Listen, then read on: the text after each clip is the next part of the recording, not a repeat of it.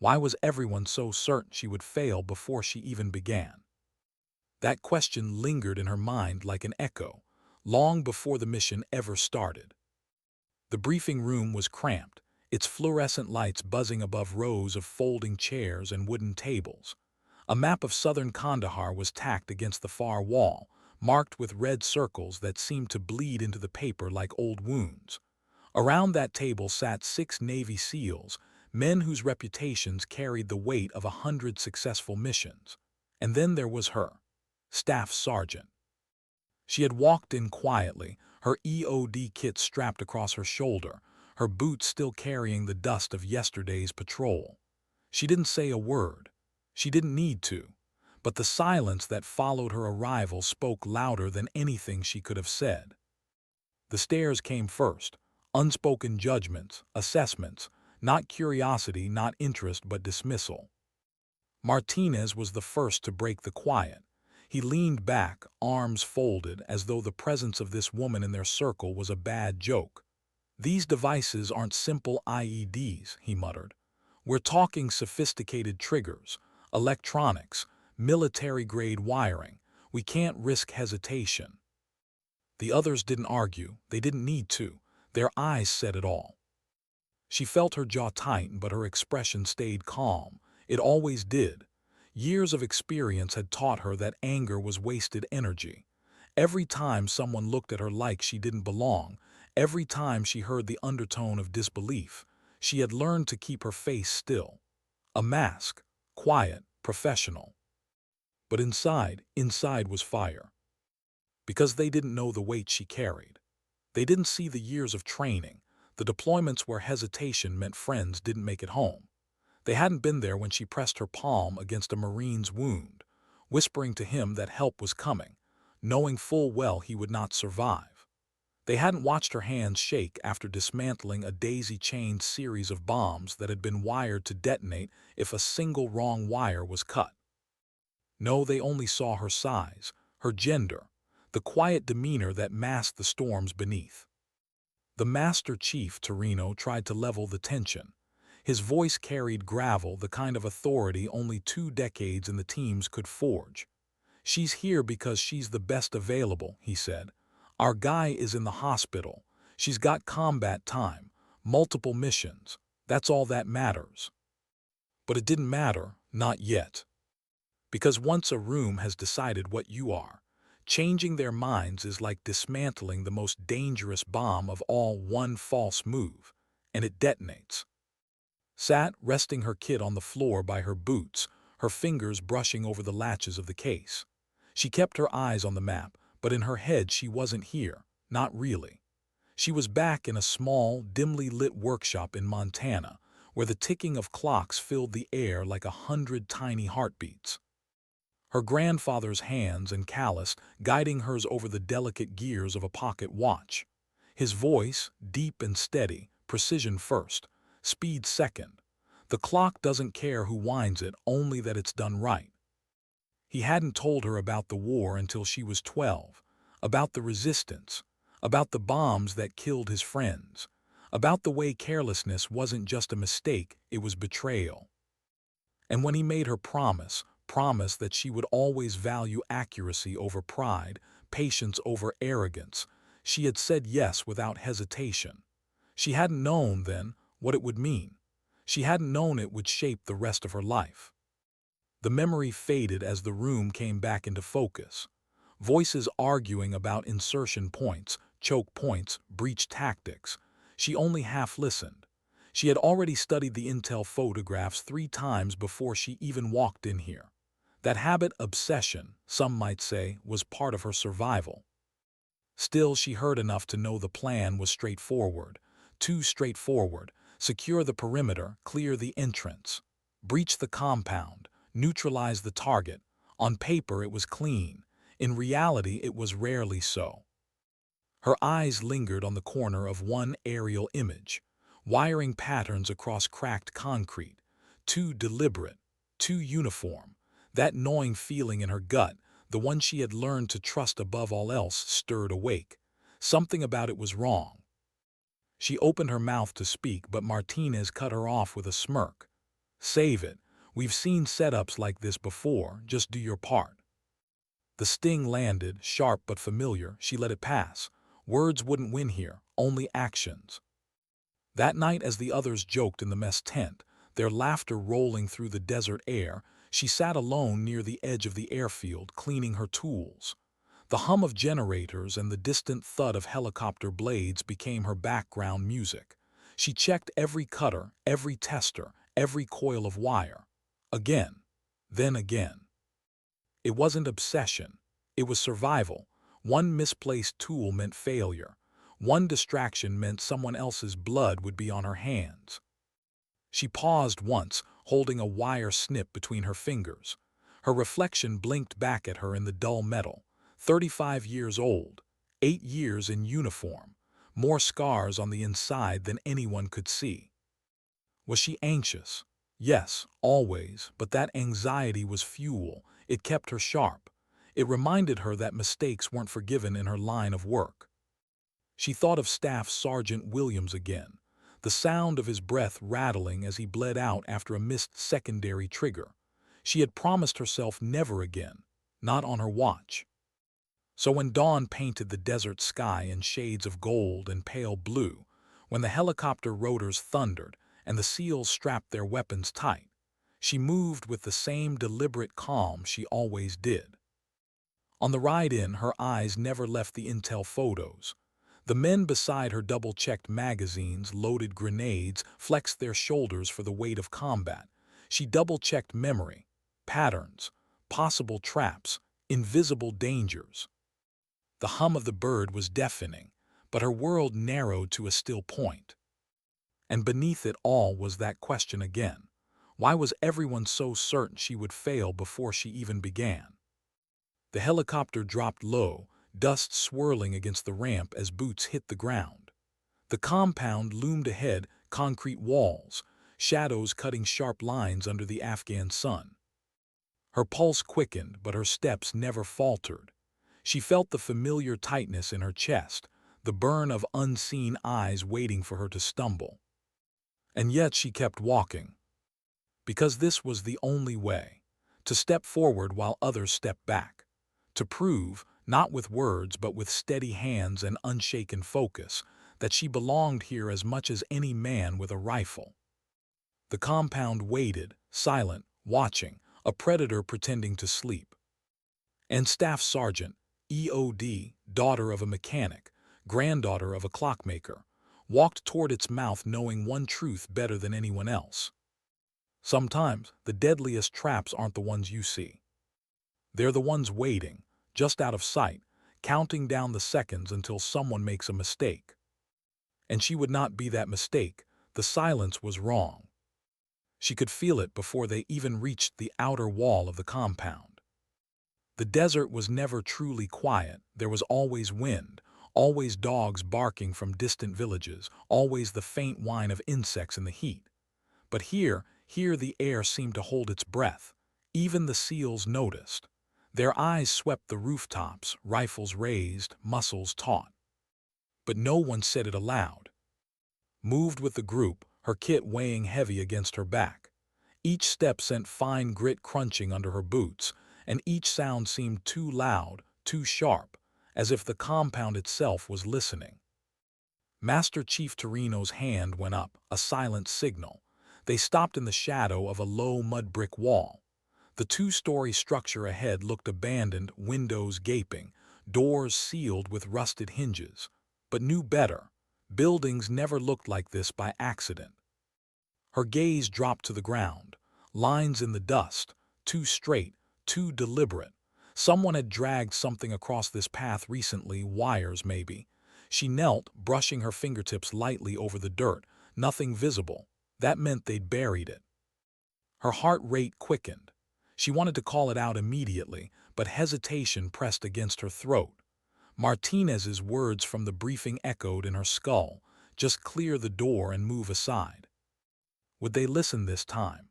Or would they brush her off again, convinced she was seeing ghosts? She rose, adjusting her helmet, and forced herself to keep silent. Timing mattered. Shouting warnings too early could lose credibility. Better to wait until she had proof. Torino gestured forward, splitting the team. 2 SEALs flanked left, 2 flanked right. Martinez and Richard stayed center, rifles leveled. Followed, her eyes not on the building but on everything around it, the shadows, the angles, the dust disturbed where it shouldn't be. When they reached the main entrance, the heat pressed down like a physical weight. Sweat trickled along her spine, but her hands stayed dry steady. She set her kit down, kneeling beside the thick steel door. From this angle she could see the cracks in the concrete frame. Wires. Faint, hair-thin, tucked just out of sight. Her gut clenched. There it is. She unclipped her detector, scanning the seams. The small device beeped faintly, confirmation. She leaned closer, brushing away dirt with her glove. Beneath the grime was a shaped charge. Not crude, not amateur. Whoever wired this door knew what they were doing. "Door's hot," she whispered into her radio. Static hissed, then Martinez's voice. "Just clear it fast. We're exposed out here." Her teeth clenched. They still didn't get it. She could almost hear her grandfather's voice in her head, steady and patient. The most dangerous gear is the one you can't see. She ignored Martinez and kept working. The visible charge was a distraction, she was certain. It was too obvious, too sloppy for men who had planned everything else with military precision. Her probe tapped against the base of the frame. Hollow. She frowned, then dug gently with her blade until the edge of a pressure plate gleamed through the dust. Her stomach dropped. It wasn't one device. It was 2, layered. The visible bomb meant to draw attention while the hidden one waited to finish the job. She inhaled slowly, steadying her pulse. "Hold," she said into the mic. "Do not breach, there's a secondary." Torino's voice crackled back, calm but firm. "Copy, what's your window?" She checked the timer. 3 minutes 41 seconds. Too short, not enough, but it had to be. Her tools flashed in her hands, cutters, probes, testers. The world shrank to wires and circuits. Around her, rifles shifted, boots scuffed, breath hissed under masks. The SEALs could feel it too now, the edge, the sense of standing one misstep away from death. Inside's mind split into 2 tracks, one focused, clinical, tracing each wire like veins in a body. The other fought the storm beneath. What if Martinez was right? What if I freeze? What if I miscalculate? What if my hands aren't as steady as they used to be? But then another voice cut through, deeper, older. Her grandfather. "The clock doesn't care who winds it, only that it's done right." 2 minutes 24 seconds. She found the primary trigger, a delicate mercury switch. One wrong tilt, and it would detonate instantly. Her gloved fingers hovered, breath caught in her chest. 1 minute 53 seconds. She rerouted the connection, clamping the circuit. The beeping on her detector slowed. Not done yet. Martinez's whisper crackled over comms. "We don't have time for this." "Quiet," Torino snapped, his first real show of frustration. Let her work. For the first time, someone had given her space. 57 seconds. Her blade slid beneath the final wire. Every muscle in her body locked, waiting. She closed her eyes, cut. The timer froze at 12 seconds. The silence after was deafening. No explosion, no fire, just stillness. She exhaled shakily, chest heaving. The SEALs shifted, lowering rifles just slightly. For the first time, their eyes weren't skeptical. They were calculating, respectful, maybe even grateful. But Martinez's face stayed tight, unreadable. He muttered something under his breath she couldn't quite catch. She didn't care. Because right there, kneeling in the dust, she knew the truth. They were alive because she hadn't listened. Torino's voice broke the silence, low and steady. "Good work, Sergeant, damn good work." The praise washed over her, not with pride but with relief. Relief that for once the doubts hadn't won. Relief that she had trusted herself. Still, the mission wasn't over. Inside that compound, more traps waited. She could feel it. The wrongness wasn't gone yet, only delayed. As they breached, clearing room after room, stayed close, her eyes sweeping every corner for the tricks most soldiers missed. She wasn't just fighting devices. She was fighting invisibility, fighting the weight of being doubted, overlooked, dismissed. Every steady cut, every careful disarm was a defiance, a refusal to let their disbelief write her story. And as they moved deeper into the building, she found herself wondering something dangerous. If even the most elite soldiers could doubt her until the last second, what would it take for them to finally see her as more than the weak link? Maybe the answer was waiting deeper inside this compound. Or maybe it was waiting inside her. Why did the rooms feel emptier the further they went in? That question gnawed at her as the team advanced, rifles sweeping, boots pounding softly against concrete. The compound was built like a maze, narrow corridors, low ceilings, doorways that funneled them single file. It should have felt claustrophobic, but instead it felt staged. Too clean, too abandoned. Her detector chirped faintly in her hand, but not enough to mark a bomb. She slowed, running the sensor along the cracked plaster. Wires, thin, embedded deep, not connected to explosives, not yet, just a signal. A warning system. Someone somewhere could already know they were here. She kept the thought to herself. The SEALs didn't need another reason to doubt her, but in her chest the unease grew heavier. Torino moved point, his bulk filling the hall, his rifle steady. He carried command in his silence. Behind him, Martinez muttered curses under his breath, the kind of tension-born noise men made when they didn't trust the air around them. Trailed close, eyes catching details the others missed. A crack in the floor tiles where dust patterns shifted unnaturally. A faint scorch mark on a wall where a previous device might have detonated. To her, the building wasn't walls and doors, it was a language. Every corner, every irregularity, a clue waiting to be read. They entered a wider chamber, the ceiling high enough to cast shadows that swallowed the edges. Crates lined the walls, covered in old tarps. Clear left. Clear right. Room secure. But didn't believe in secure, not here. She stepped toward one of the crates, peeling back a tarp. Beneath was scrap metal, wires, broken radios. Nothing functional, nothing threatening. But again, too clean, as if someone wanted them to relax. Her stomach twisted. This is a stage, a performance. Someone built this place like a story, waiting for us to follow the wrong path. Her grandfather's voice rose in memory, a whisper threaded through time. The trickiest clock is the one designed to mislead its own maker. She let the tarp fall and turned, scanning the shadows. The SEALs had regrouped, whispering over comms, checking doors. Martinez caught her eye. His glare said what he didn't voice: stay in your lane. She looked away, but inside she the feeling building in her gut, the certainty that the real threat was still ahead. They pressed deeper, clearing stairwells, rooms filled with broken furniture, narrow corridors that seemed to twist back on themselves. The heat pressed closer, stale air heavy with dust.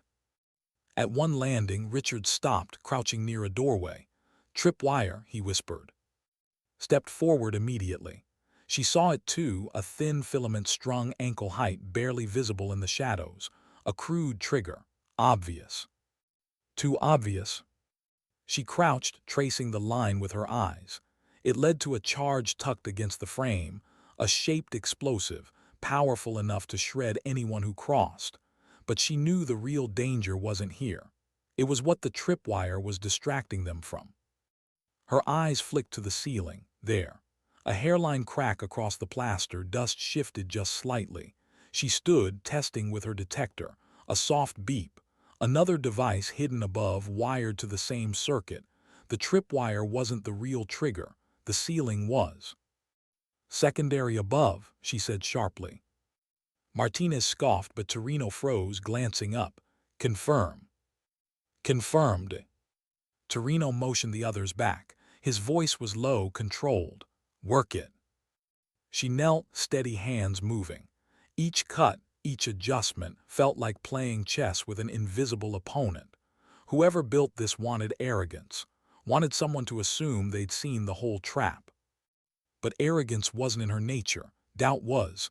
Doubt had kept her alive. When the circuit finally powered down, she leaned back, breathing slow. Richards exhaled softly. "Would killed us all." The admission wasn't loud, but it carried weight. A ripple of acknowledgement passed between the men. Not full acceptance, not yet, but the first crack in the wall of doubt. Still didn't celebrate, because even as relief washed through the room, something else gnawed at her. This was all too deliberate, too theatrical. Whoever wired this place hadn't just wanted to kill intruders. They wanted to test them, study them, delay them. Her gaze swept the room again, landing on a broken mirror leaning against the far wall. For a moment she thought she saw movement, a flicker. She froze, looked again. Nothing but her own reflection, distorted in the fractured glass. But the unease lingered. As they moved on, her mind drifted unbidden back to another time, another corridor. Iraq, 2014. A convoy stalled by a roadside bomb. She had been younger then, less hardened, still carrying the weight of proving herself. The device had been crude, almost amateur. She remembered how her hands had shaken anyway, how the heat of enemy fire cracked against the dirt around her as she worked. She had disarmed it. They had lived.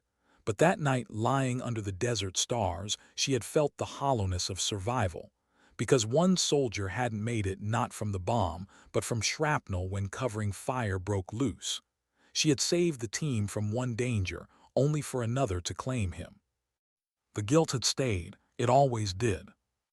Now, as she walked these halls, she wondered if she would carry the same tonight. If some face she barely knew would burn into her memory forever. They reached the heart of the compound, a reinforced door, thick steel by rust. Beyond it, the intel said, was the objective. A man. A name whispered through operations briefings, tied to countless deaths. High value, dangerous. The seals stacked up, rifles raised. Torino gestured.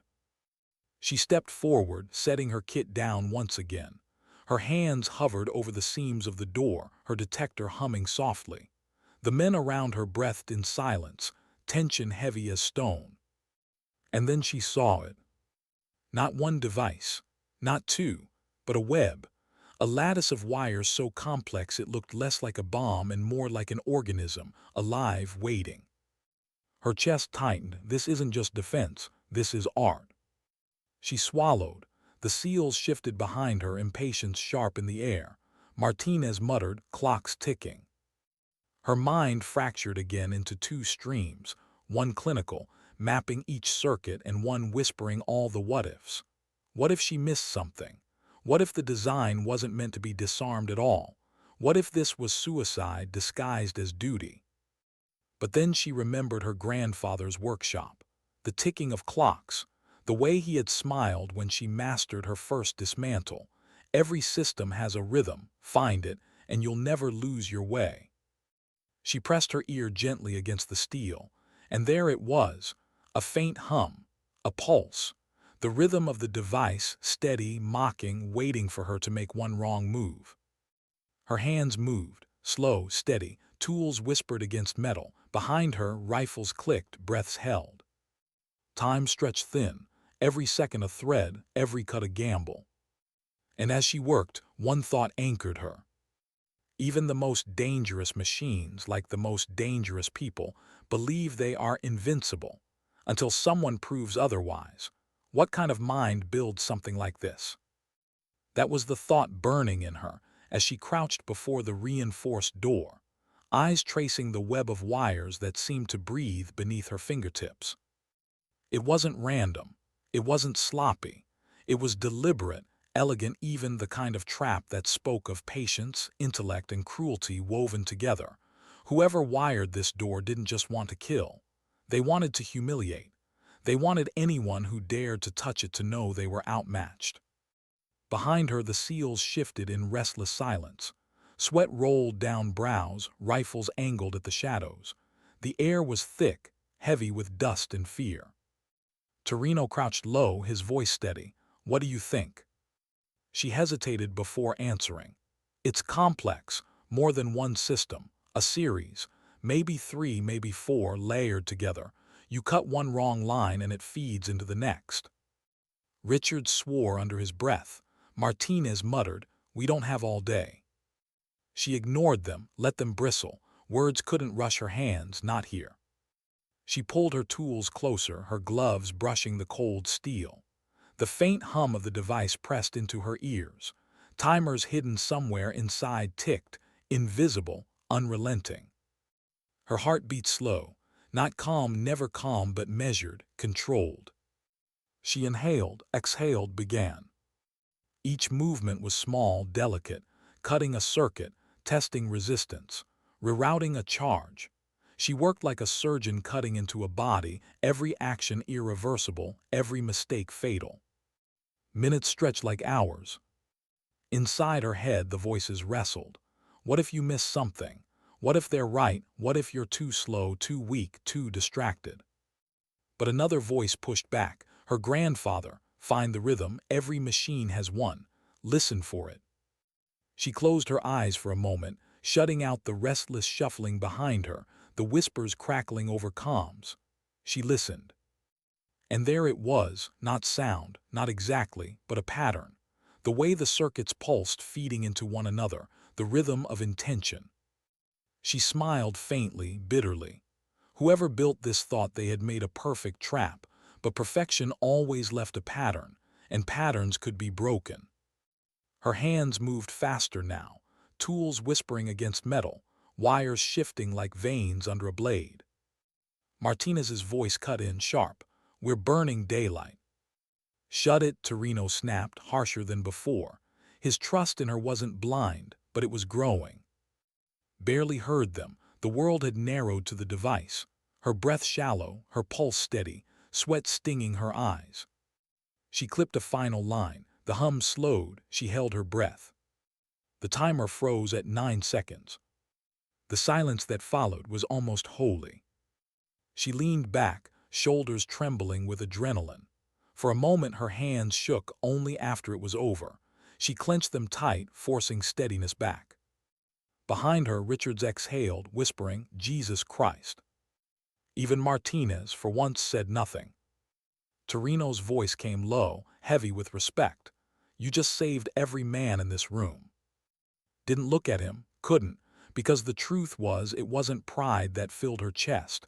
It was emptiness. Relief, yes. Survival, yes.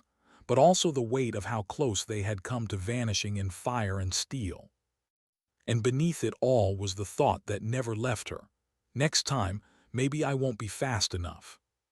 They breached the room. Inside was not what they expected. No high-value target, no fighters, no resistance. Just a single table, bare except for one object. A laptop screen black, waiting. The seals fanned out, rifles raised, tension crackling like static. Richards approached first, checking cables, ports. It's rigged. Moved beside him, scanning. No explosives, not wired to detonate, at least not here. She pressed the power button. The screen flickered alive. Lines of code, a video file, one word displayed at the top, observe. Her stomach turned. This wasn't a base, it wasn't even it was a stage. Torino's jaw tightened. We've been baited. The seals shifted uneasily. The compound silence, the layered traps, the laptop, it all fit. Someone hadn't just defended this place. They had built it as a test. And the worst part, they'd passed. Felt the hair rise on the back of her neck. Whoever set this up wasn't gone. They were watching. Somewhere out there, unseen eyes studied every move she made. Her chest tightened. Not from fear, not exactly, but from the weight of being noticed. Not dismissed this time. Not invisible, but noticed by the wrong people. Martinez muttered, "What the hell is this?" Didn't answer. She couldn't. Because the question wasn't for him, it was for herself. What kind of enemy builds traps just to watch who survives them? The extraction came fast after that. Torino gave the order, and they moved out in silence. boots pounding down corridors, rifles sweeping shadows that seemed thicker now. But's mind wasn't on the exit, it was on the laptop, on that single word, observe. Because she knew what it meant. This wasn't the end of something, it was the beginning. Back at base, the debrief was brief, clinical. The SEALs reported the traps, the laptop, the absence of the target. Command took notes, nodded, filed it away. But for sleep didn't come that night. She lay in her cot, staring at the canvas above, hearing the ticking of her grandfather's clocks echo in her mind. Tick, tick, tick. Every second a reminder. She had proved herself today, yes. She had dismantled death with her bare hands. The SEALs, even Martinez, would never look at her quite the same way again. But she hadn't escaped the deeper truth.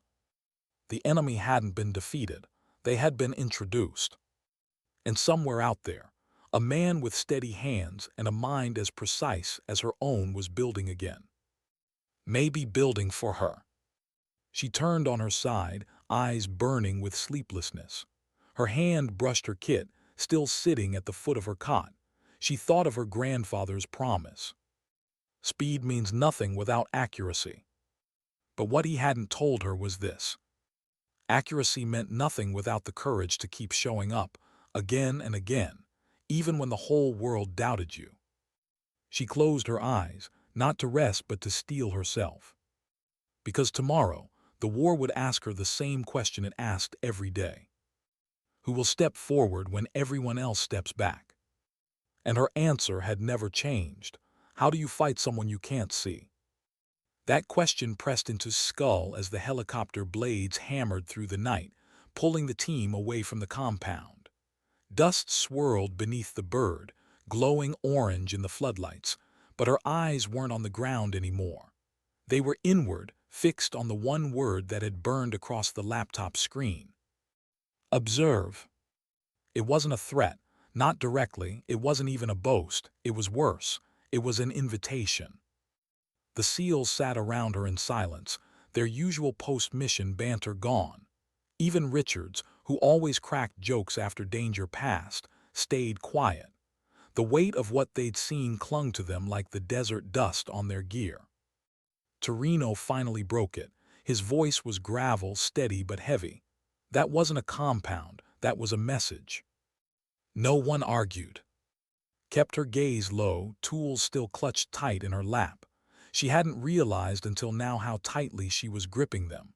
Her fingers ached, her knuckles pale. Martinez finally spoke, his voice sharp, defensive. Could be nothing, just propaganda, something left to spook us. But his tone betrayed him. He didn't believe it. None of them did.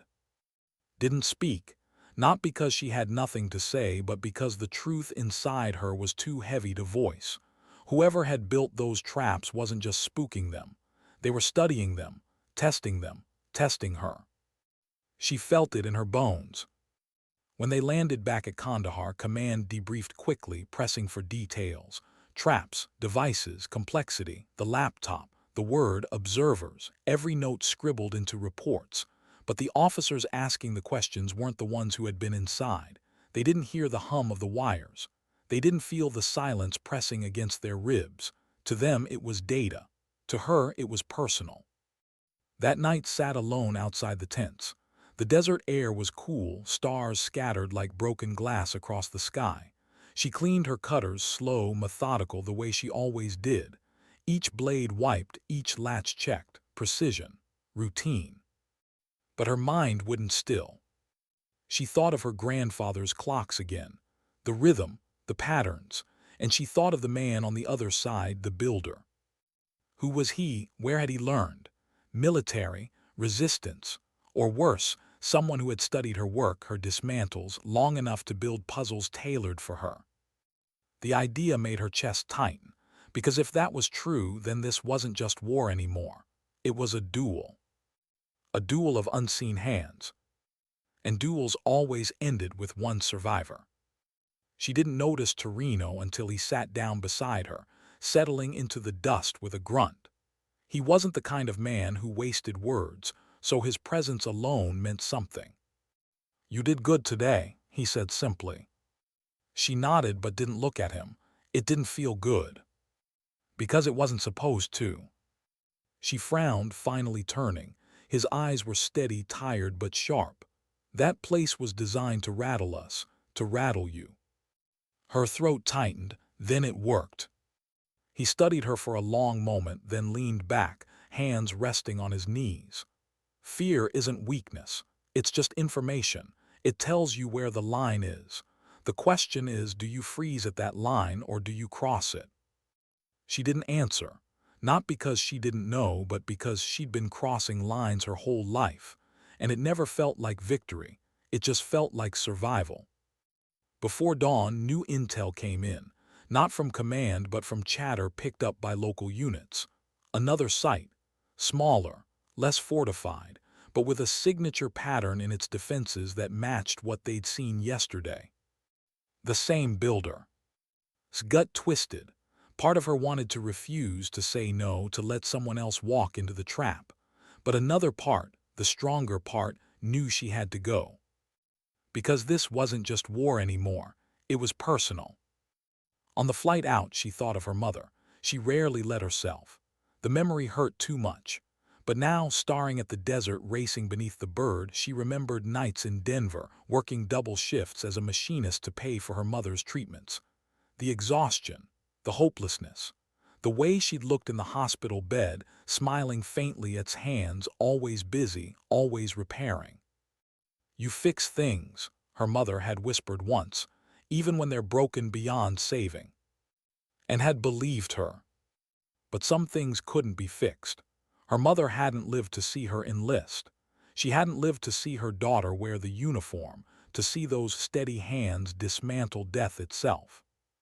The guilt of that never left. It still sat in her chest like a stone. The helicopter dipped low, pulling her back to the present.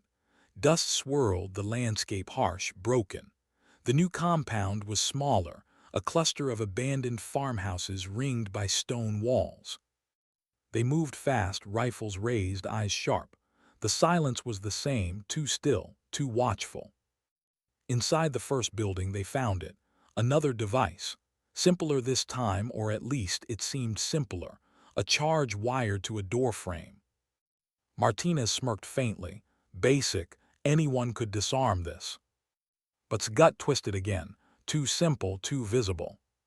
She knelt, tracing the line. Her probe tapped the floorboards, hollow. She dug carefully, pulling up a plank. Beneath, another device, larger, wired directly into the building's foundation. She exhaled sharply. "There you are." She worked fast, sweat dripping into her eyes, hands steady. The seals spread out, clearing corners, but she barely heard them. The hum of the device filled her head. As she cut the final line, she froze. Something was wrong. The wiring wasn't random, it wasn't just explosive. It was patterned, symmetrical. She leaned closer, her heart clenched. Because written in the wiring itself, a shape, subtle but unmistakable, was a symbol. A clock face.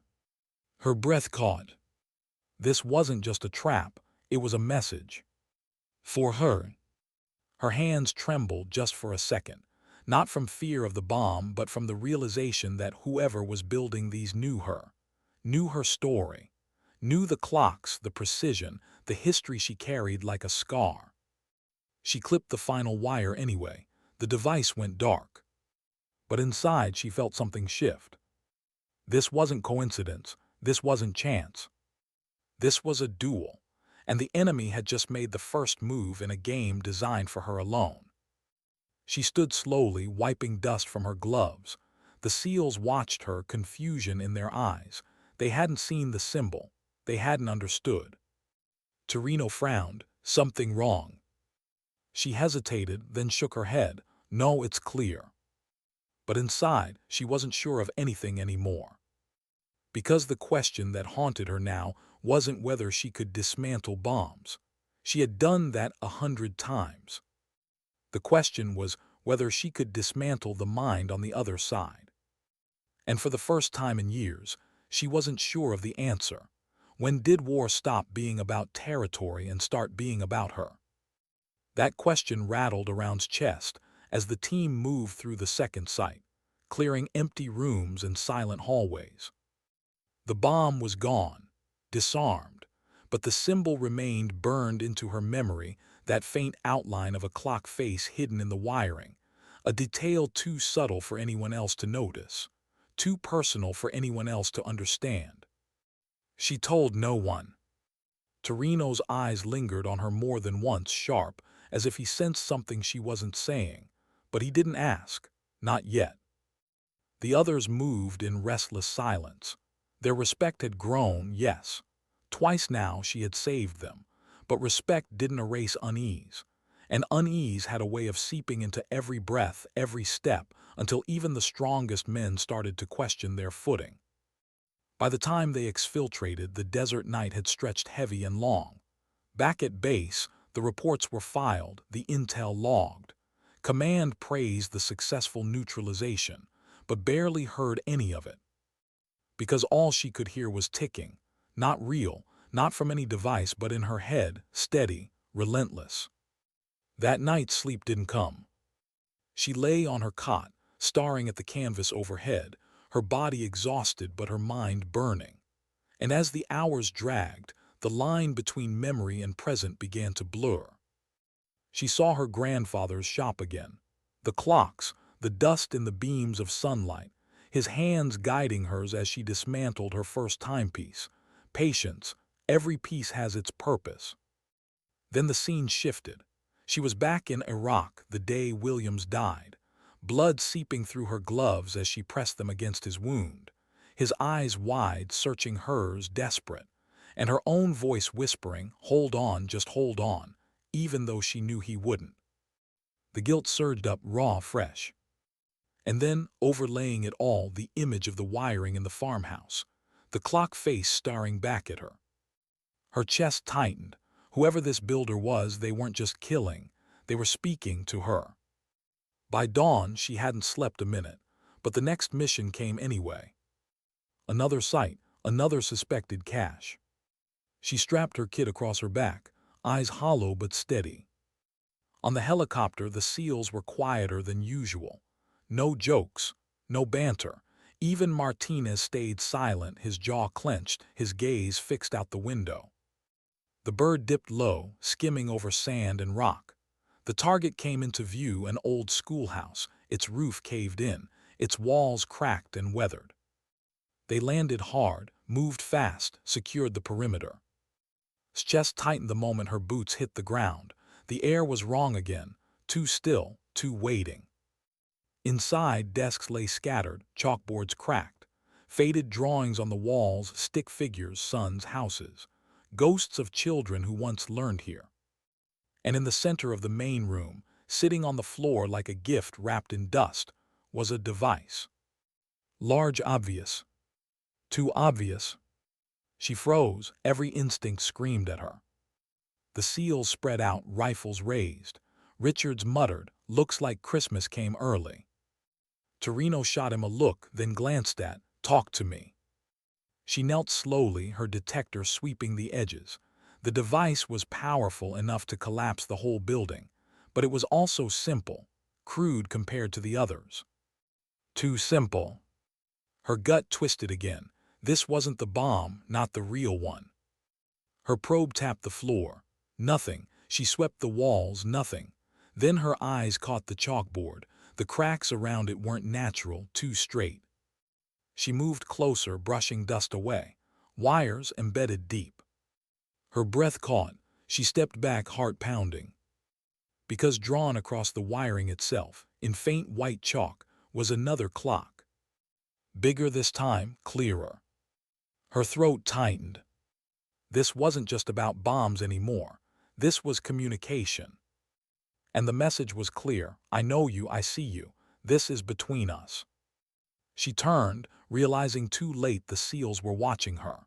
Her face must have given it away, the fear, the recognition.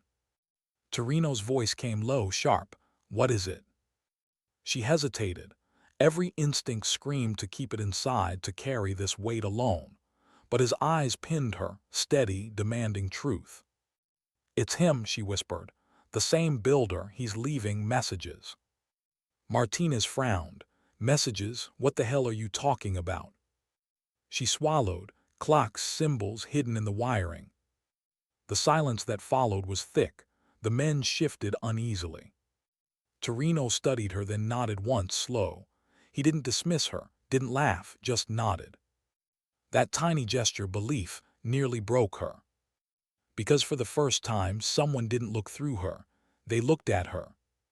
She blinked hard, forcing the tears back. Not here, not now. She knelt again, scanning the wires. The device was complex, feeding through the chalkboard into the walls. It was built to collapse the roof, crush anyone inside. But worse, it was built to force her to choose. The wiring split into two circuits. One led to the main charge. The other, she realized with a jolt, led under the floorboards to a secondary device. Two bombs linked. Disarm one, the other detonates. Her breath caught, her hands trembled. It was a trap not for soldiers, but for her. The SEALs waited, rifles scanning the doorways. Time ticked.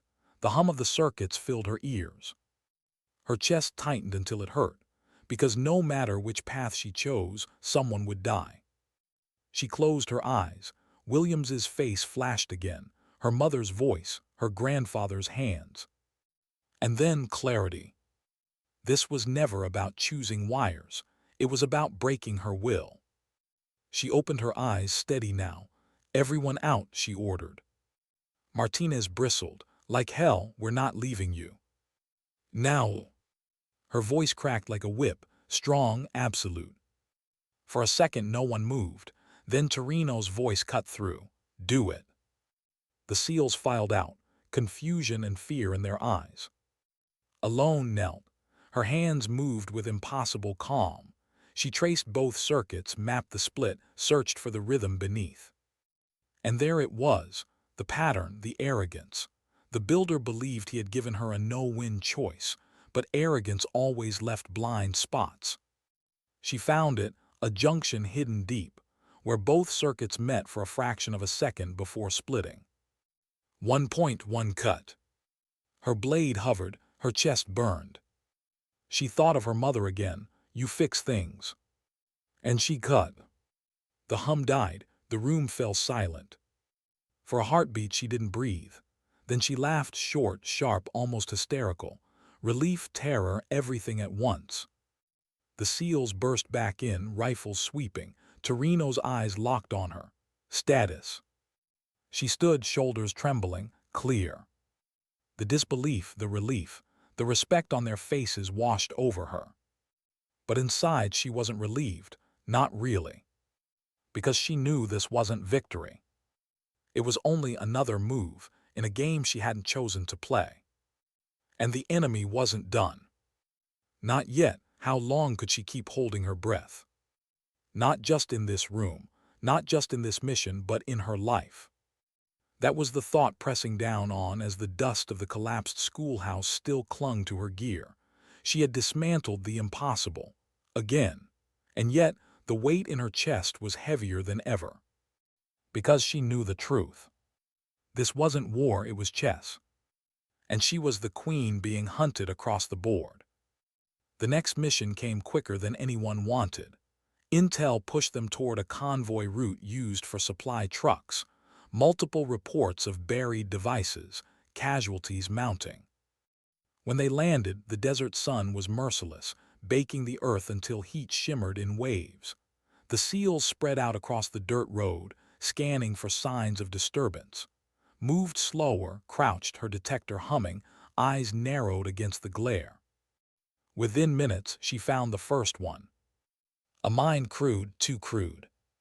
Her stomach twisted. She dug carefully, brushing dust aside. And there it was, beneath the obvious mine, another device, cleaner, wired with precision. And carved into the metal casing, faint but deliberate, was another clock. Her breath caught. Martinez crouched beside her, frowning. What is it? She hesitated, then forced the words. It's him again. The SEAL's face hardened. Even Martinez, who had doubted her most, didn't argue anymore. He saw it too, the pattern, the game. She worked fast, disabling the device. But as she moved down the road, more appeared, not just one or two, dozens. Each one bearing the same symbol. Each one built not just to kill, but to send a message. By the fifth, her hands began to shake, not from fatigue, from realization. The builder wasn't trying to stop the convoy. He wasn't trying to bleed U.S. forces. He was speaking to her, only her. Every device a letter, every circuit a word. And the message was simple: I am always ahead of you. Her throat closed, sweat stung her eyes. She forced her hands steady, but inside panic clawed. The SEALs began to notice. Not her work, that was flawless as always, but her silence. The way her jaw clenched, the way her eyes never left the ground. Torino approached as she knelt by the eighth device. His voice was quiet, meant only for her. You're carrying something, share it. Her hands froze for a fraction of a second. Then she shook her head. It doesn't matter. It matters if it breaks you. She didn't answer. She couldn't. Because the truth was, she didn't know if she was breaking. She clipped the final wire. The bomb went dark. But inside her, something else lit up, a memory. Her mother again, pale in a hospital bed, whispering, you fix things. But what if she couldn't fix this? By the time they reached the end of the convoy route, she had disarmed 12 devices, 12 clocks, 12 reminders that this wasn't chance. When the last one went dark, she didn't feel relief. She felt hunted. Back at base, Torino finally cornered her, alone in the shadow of the command tents. You've seen something the rest of us haven't. What is it? She hesitated, then finally let it spill. The clocks, the symbols, the precision too personal to be random. Torino listened without interruption, his weathered face unreadable. When she finished, he rubbed a hand over his jaw. So you think this bomb maker knows you? I don't think, she whispered. I know. Silence stretched. Then he said, good, then you know what that means. Her brows furrowed. What? It means he underestimates you. She blinked. He leaned closer, voice low, fierce. Anyone who plays games like this believes they're in control. That arrogance is the crack in their armor. You've seen it in the wiring. You'll see it in him. She wanted to believe him. God, she wanted to. But as night fell, lying awake again with the ticking in her head, she wasn't sure. The next mission didn't wait long. A warehouse on the outskirts. Intelligence suggested it was a storage hub. But when they entered, rifles sweeping through the dust, they found something worse. Not bombs, not weapons. Blueprints. Dozens of them pinned to the walls, spread across tables. Designs for devices. Some they had already seen. Others more complex, more twisted. And in the center of the room, nailed to the wall, was a single sheet. Her name. Her chest froze. The SEALs gathered around, the silence suffocating. Even Martinez had nothing to say. Torino's voice finally broke it, quiet, controlled. It's not just about you dismantling bombs anymore. He's building for you. Her knees nearly buckled. She gripped the edge of the table, her breath ragged. Because she knew what this meant. This wasn't just war, it was obsession. And obsessions didn't end until one side broke. That night she sat outside again, staring at the stars, tears burning her eyes. For the first time in years she let herself cry. Not long, not loud, just enough to feel human again. When she wiped her face, her hands were steady once more. Because beneath the fear, beneath the exhaustion, something harder remained. Resolve. If this was personal, then so be it. She would not be broken. Not by bombs, not by the builder, not by the ghosts of her past. And as the desert wind swept across the base, she whispered the promise again, to herself, to the stars, to the ticking in her head. I fix things. And tomorrow she would prove it again. Even if it killed her. How much more could one heart take before it broke? That was the thought pressing against ribs as the sun rose over Kandahar, painting the desert in gold that felt too beautiful for war. She hadn't slept, not really. The name on the blueprint, her name, still burned behind her eyes. This was no longer about soldiers and bombs. It was about identity, about being seen, about being chosen, not for honor, not for recognition, but as prey. And now intelligence said they had one more lead, a final site, remote, abandoned. Satellite images showed a lone compound barely standing, but chatter suggested something bigger, a trap waiting to be sprung. Knew it wasn't just a trap, it was the end game. The helicopter ride out was silent. The SEALs checked their weapons, faces carved from stone. Martinez didn't mock. Richards didn't joke. Even Torino, usually steady as a wall, sat with his hands clenched. They all felt it, the weight, the inevitability. When the bird touched down, the compound loomed against the horizon, crumbling walls, a roof half-caved, shadows stretching long in the rising sun. Her chest tightened, every instinct screamed. Still, she stepped forward. The SEALs moved fast, securing the perimeter. She entered the courtyard. Dust swirled, hot wind carrying the stench of decay, and in the center of the yard, waiting like an altar, was the largest device she had ever seen. It wasn't crude, it wasn't hidden. It was displayed. An array of circuits and charges wired with such precision, it looked less like a bomb and more like art.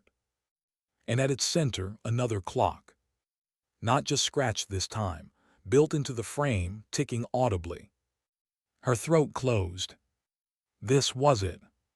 Torino's voice crackled over comms. Status.